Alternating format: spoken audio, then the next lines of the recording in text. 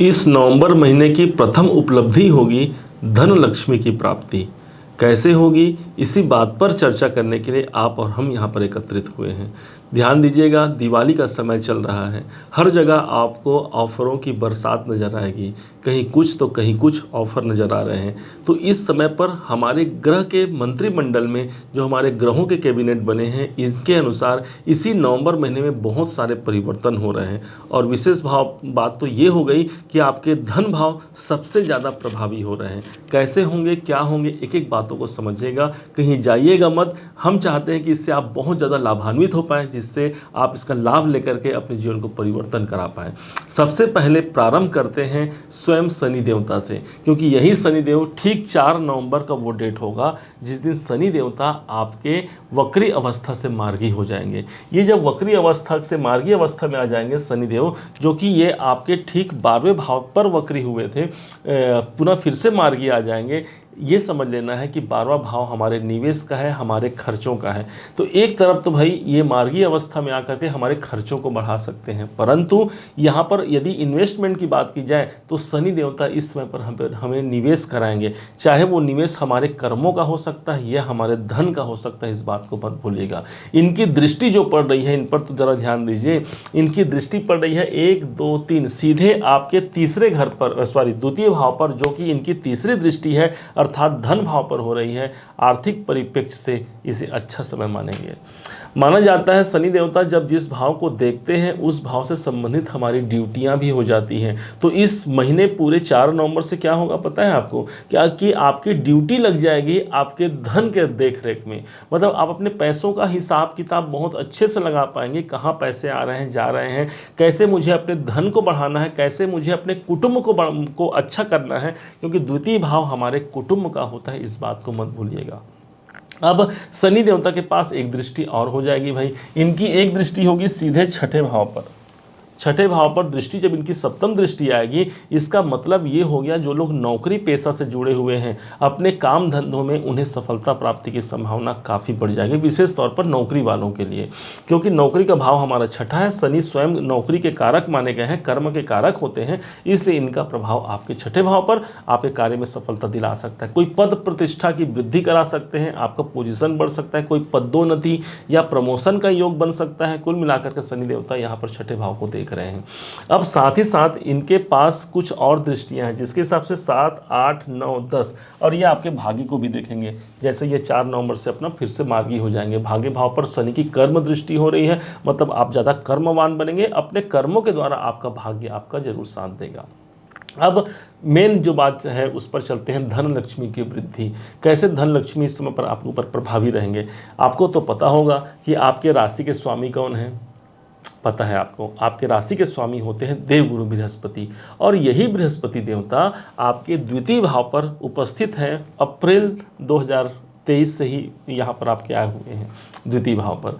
परंतु हुआ क्या था कि अभी तक ये गुरु के संग में राहु विद्यमान थे, जो कि गुरु चांडाल योग का प्रभाव हमने अपने जीवन पर आत्मसात होते हुए देखा। 30 अक्टूबर को राहु देवता गोचर परिवर्तन कर गए हैं, मतलब गुरु चांडाल योग दूर हो गया, गुरु से राहु अलग हो गए हैं।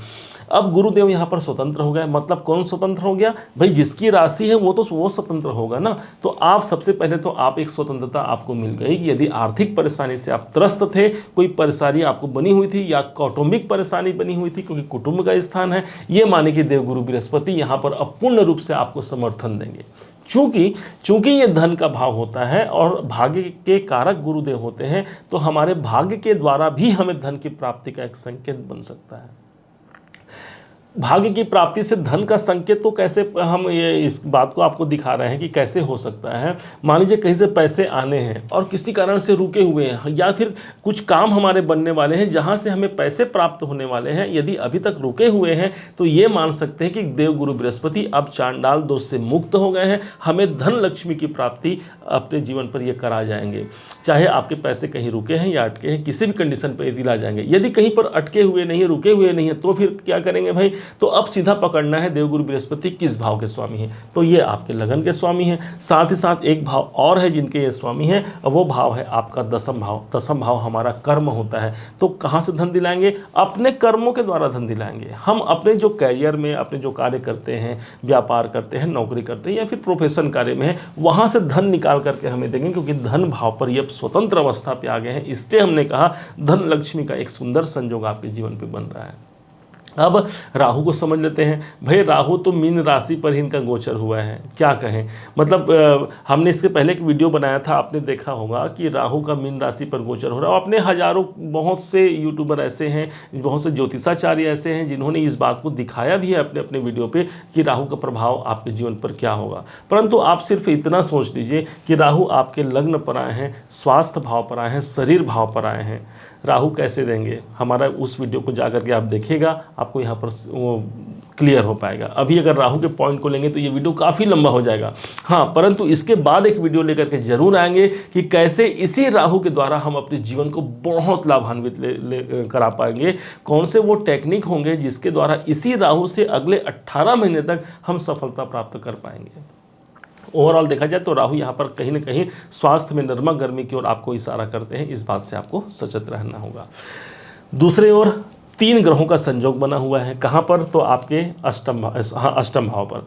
अब जैसे ही 6 नवंबर का डेट आएगा, बुध देवता एक घर आगे चले जाएंगे। मतलब आपके अष्टम रुकावट भाव को छोड़ करके बुध आगे बढ़ गए, और ठीक 16 नवंबर को सूर्य देवता भी आगे बढ़ गए, और ठीक 16 नवंबर को ही मंगल देवता भी आगे बढ़ गए, अर्थात आपके भाग्य भाव पर चले गए। अब 3 ग्रहों का प्रभाव हमारे भाग्य पर पुनः फिर से आ गया। तो अब क्या होगा?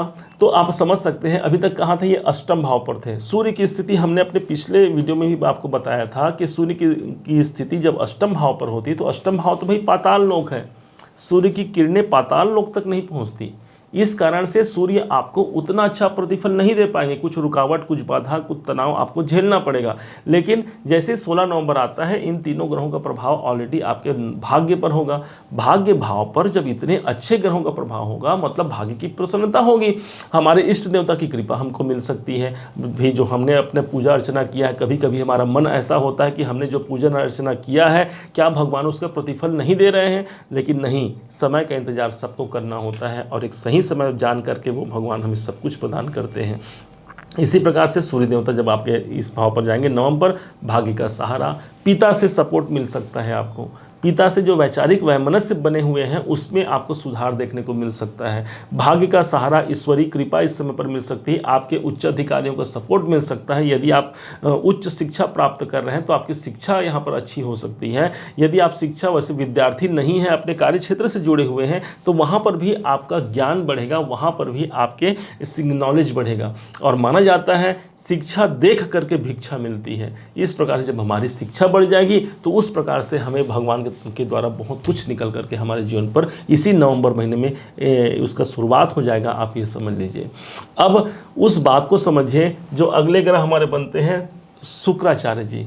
शुक्राचार्य जी वो ग्रह हो जाते हैं जो आपके जीवन में देखा जाए तो ये आपके पराक्रम भाव के स्वामी होते हैं, और साथ ही साथ ये अष्टम भाव के स्वामी होते हैं। ज्योतिष में एक मान्यता है कि लक्ष्मी, महालक्ष्मी यदि हम कहते हैं तो इस धन के यदि कोई कारक माने गए हैं तो वो हैं शुक्राचार्य जी, और धन की अधिष्ठात्री कोई देवी है तो वो है माँ लक्ष्मी। इन दोनों का संबंध कैसे बना भाई? तो शुक्र को देखिए, जहाँ पर शुक्र होंगे आपके पैसे वहीं होंगे। शुक्र की स्थिति आज के समय पर कहाँ है? 6ठे भाव पर है। जैसे ही 3 नवंबर का डेट आएगा, शुक्र देवता आपके 6ठे भाव को छोड़ जाएंगे और इनका गोचर हो जाएगा 3 नवंबर से लेकर के पूरे 29 नवंबर तक ये आपके सप्तम भाव पर गोचर करेंगे। मतलब पैसे कहाँ चले गए? पैसे सप्तम भाव पर। तो सप्तम भाव काहे का होता है भाई? सप्तम भाव हमारे बिजनेस का होता है। तो व्यापार से धन निकाल करके आपको देंगे, या फिर दाम्पत्य जीवन, आपके जीवन साथी या जीवन संगिनी के द्वारा आपको धन की प्राप्ति हो सकती है। दाम्पत्य भाव पर जब शुक्र जाते हैं तो माना कि यहाँ पर शुक्र 6 नंबर की राशि पर जाएंगे, भूलना नहीं है आपको। 6 नंबर की राशि इनकी नीच की राशि मानी गई है, फिर भी भूलना नहीं है। सप्तम भाव के कारक होते हैं शुक्राचार्य जी महाराज, और साथ ही साथ जिनके राशि पर जा रहे हैं ये बुध की राशि है, और बुध की राशि में शुक्र का प्रभाव बहुत अनुकूल निकल करके आता है। इस दृष्टिकोण से हमारे कैरियर, हमारे जॉब, इन दोनों ही जगह भी हमें अच्छा प्रतिफल मिलेगा। क्यों मिलेगा? क्योंकि दसम भाव से दसम भाव होने के कारण सप्तम भाव आपका कैरियर है, जहां पर शुक्र प्रदर्शित हो रहे हैं। तो ओवरऑल पूरे इस नवंबर के महीने में हमें ग्रहों के कैबिनेट से क्या प्राप्त हुआ? तो कैरियर और धन, ये दो चीज़ आपके खाते में माँ लक्ष्मी ने दिया है। और बहुत कुछ ऐसे भी बातें हैं जो अगर वो सब चीज़ हमने लिया तो ये वीडियो बहुत लंबा हो जाएगा। हाँ, लेकिन एक बात मत भूलिएगा कि 10 नवंबर को हमारा धनतेरस है और 12 नवंबर को हमारा दीपावली का त्यौहार भी पड़ेगा। इस समय पर माँ लक्ष्मी की कृपा जरूर प्राप्त कीजिएगा। हम सब अपने घर में दीपक तो जलाते ही हैं, हम सब अपने जीवन में सब कुछ करते ही हैं, लेकिन इस समय पर कमल गट्टे की अगर बीज मिल जाए तो इस कमल गट्टे के बीज को आपको लाल कपड़े में बांध करके माँ लक्ष्मी के समक्ष आपको इन 3 दिनों में पूजा करना है। और जब ये 3 दिनों में इसकी पूजा हो जाए तो उसी कमल गट्टे के बीज जो आपने लाल कपड़े में बांध करके रखा है, इसे अपनी तिजोरी में रख दीजिएगा। हमेशा धन धान्य की वृद्धि होती रहेगी, इस बात को मत भूलिएगा।